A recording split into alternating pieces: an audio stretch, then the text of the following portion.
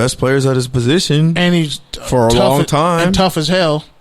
Larry Fitzgerald. That's a great football player. Like, that's a football player you talk about for generations. Like, yeah, on some Jack Youngblood type shit. Especially like considering what he went through. Him and Fitz were the same draft class, and he actually had a better rookie season, and he was in the second round. Well, I thought he was a year before Fitz. Oh, he might have been. I'm pretty sure he was a year before Fitz because I think Fitz broke his rookie record. Oh, okay. I was like, damn, Fitz is nice. I just remember they both had 1,000 yards that first year. Yeah, but yeah, Anquan. And it's crazy because Anquan went a 4.7. Like, that's crazy, bro. He played way faster than a 4.7. And was a quarterback in college and then switched. But if you look at like certain players, man, and with what Antonio Brown's doing to his own legacy, which is pretty much destroying it. Like, I remember I was listening to I was listening to Ladies Night last week, and they were talking about superstitions and how like you shouldn't put up two mirrors facing each other because then it lets the devil in or some shit like that. And I think about it, that's what Antonio Brown's doing. He's putting up a mirror to himself, who he was and who he is, and just running towards whatever he sees in front of him. And it's like, bro, you're just you're destroying everything that came before you. And you're letting in a new narrative now. I think there's a lot to what you're saying there. I think that's spot on. Shout out to Ladies Night. But I think the worst part of it is like, and you were talking about this last week, but this whole player empowerment era that's basically, you know, being pushed into the NFL, you know, something that kind of started in the NBA is kind of being scaled to the NFL now. And it's like this sort of thing with Antonio Brown is like exactly what makes them right. It's exactly the sort of, you know, narrative that proves them right. That makes the whole power empowerment era look bad. Because it's like, the more I think about it, bro, like, this dude really went to the team that played his former team the first week and then played in his hometown the second week. Like, that was totally calculated. Like that was totally calculated. And like was super nice to the Raiders. I don't know when that man read the 48 laws of power. I don't know when he made that decision that he wanted to do that. I don't know if it was days before he got released. I don't know if it was weeks or months, but that was premeditated. We even got to look at just how he left Oakland, bro. Like, that's what I'm saying. How he got like that is. He must have read the 48 Laws of Power, and a bunch of other. I think with David Green, a bunch of other those books. Like, he had to have read like the 50th Law too. Like, it's insane that works out for you the way it did. And now he's just like, oh, I'm just going to run my specialty routes within this offense.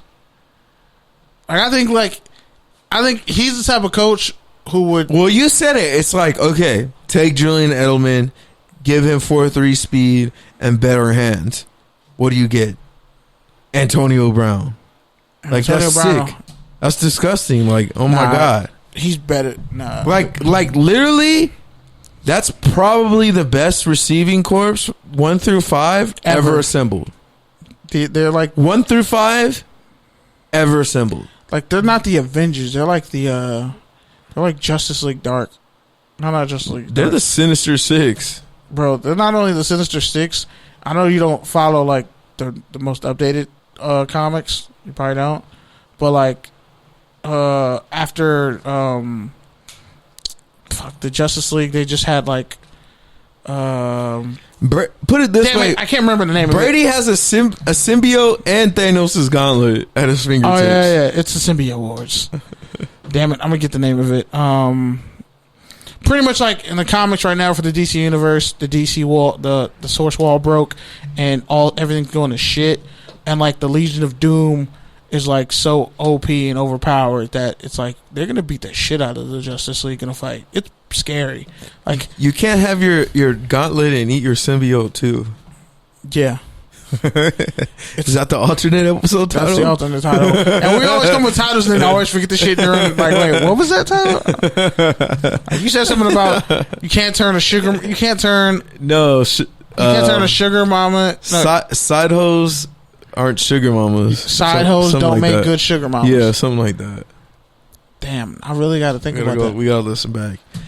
But all right, man. So, what are some games you're looking forward to? Week 3. Some teams you're looking forward to that you're like, oh, they could be really good. They could be bad. This is gonna be the test for me. I ain't watching no games because sorry, boycotting the NFL and all that. But mostly I only. That's a conflict of interest because you have an NFL podcast, and I also have like a fantasy football team. It's definitely a conflict. I'm sorry. Touchdowns and tangents go 73 deep. Yeah. But anyway, the balance of power in the NFL is going to be decided by this Ravens-Chiefs game. Because if you look at the Ravens, their defense is going to keep being good. They can clash with the Patriots. But if you put Lamar Jackson against these defenses, and he hasn't even come close to what he could be. Let me ask you this. You don't know what you're going to get. If you're Baltimore, do you want the ball first, or are you kicking? I want the ball first. I'm not giving Mahomes the chance. No, I'm giving my defense as much of a rest as possible, and I want my offense out there scoring. That's early. what I'm saying. The offense got to get in a rhythm. I want that as well, just because you don't want to be playing catch up if you're going to be trying to control the clock and trying to be a run offense. But on that same note, and they got tight ends. You also kind of want to get the ball in the second half if you really believe in your defense. Yeah, but if you don't want to put your defense in a bad spot, I want to see Hollywood Brown out there first play of the game. I'm gonna throw it deep. I'm gonna check Tyrann Mathieu's range. I'm sending Mark Andrews downfield. Hayden Hurst. Like, bro, Mark Andrews is tearing the league on fire right now. Yeah. As they said he would. As an Oklahoma tight end, like, he's going to be better than Hayden Hurst, and he is. And Hayden Hurst caught a touchdown. And then you got Ingram back there still. You still got a decent stable of Baltimore running backs. Oh, and Lamar Jackson had... And by the way, I don't like how they said that Lamar Jackson is the first quarterback ever in NFL history to have 250 or 260 passing yards and 120 rushing yards. Like Kaepernick didn't do that shit against the Packers in the playoffs, where he threw for 260 and had 181 rushing, and everyone just like don't write this man out of history now. That's what I'm like. And Marcellus Wiley's starting to turn in a Compton version of Jason Whitlock. I'm just saying. I'm noticing it. I see it, bro. Like you ain't gotta have all these problems. I think that's just where he works. I think that's just their that's the format. Their style. That's what they. It's like I get you went to Columbia, bro. I know you didn't forget to choose from Compton because you don't talk like it. But some of them takes. No, I don't know. Him and Max kind of talked about this one time, and they're like, there's the HBO Max, which is like, this super polished reporter type of dude, and there's like the Sports Nation TV Max, which is kind of like playful, a little playful, and then there's like Radio Max, which is like just maybe a step off of like my real self. Yeah. Like, it's a lot more laid back, a lot more loose. And then First Take. But now it's the same thing with him too. It's like, there's First Take Max, which is like this whole other level. You're a caricature of a talking head. Yeah, it's the same thing. It's like that's ESPN's model, caricature of a talking head.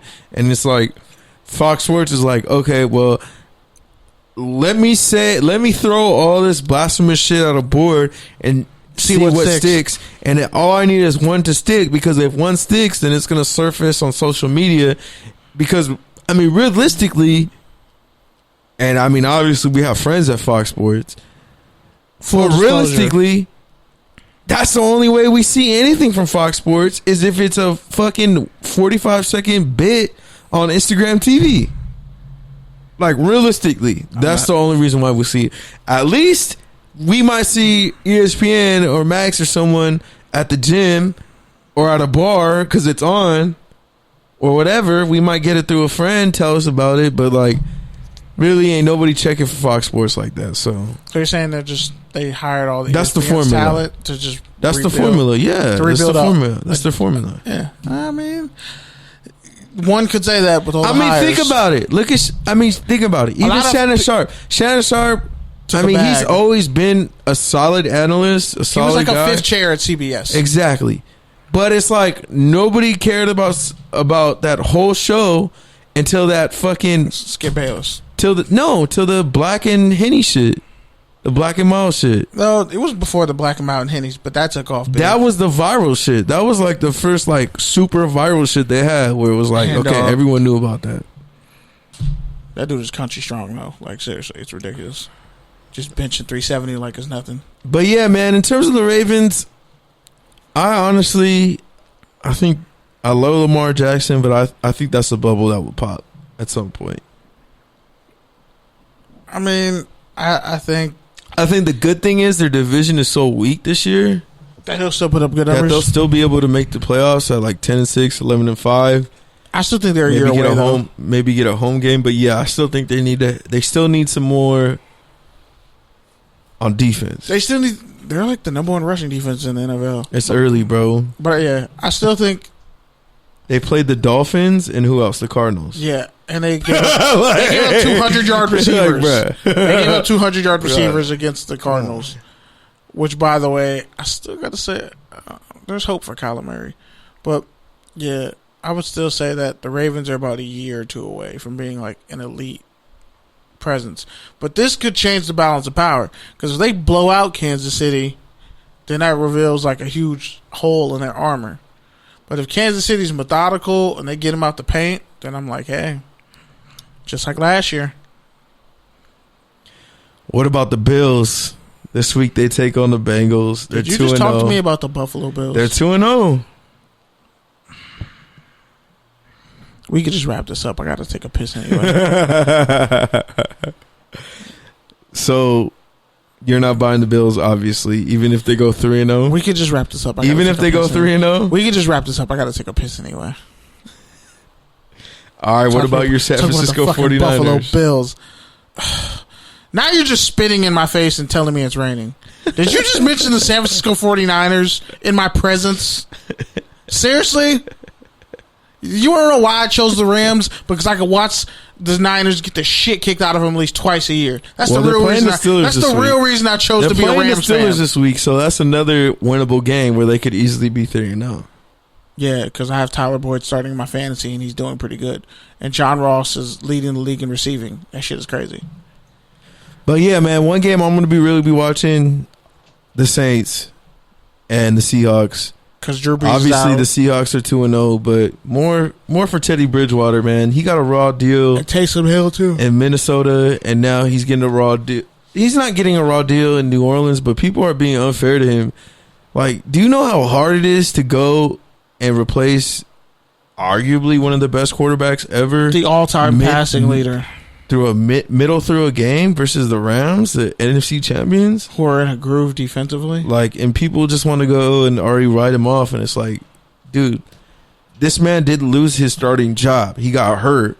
He was like his kicker missed a field goal, and they should have they would have made a Super Bowl run that year because that defense was on fire. And now they're talking about trading Everson Griffin, and that's insane. But shout out to Danielle Hunter. Lose. Shout out to Danielle Hunter, who the Raiders passed on. But yeah, man, on that note, let's get to the Rams, because you're right, I'm tired too. So I gotta use the bathroom, so let's wrap this up. Talk to me about the fucking Bills. All right, you want to go first? Yeah, sure. So I get this out the way. Yeah, the real deep, dark reason why I chose to go from the Raiders to the Rams is because I hate the Niners so much. I get to enjoy watching them get the shit kicked out of them twice a year.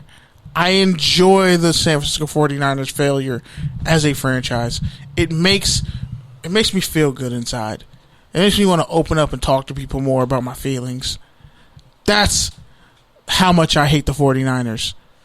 Like, the visceral hatred, just nonsensical. It doesn't even make sense at this point. I just like to hate the 49ers.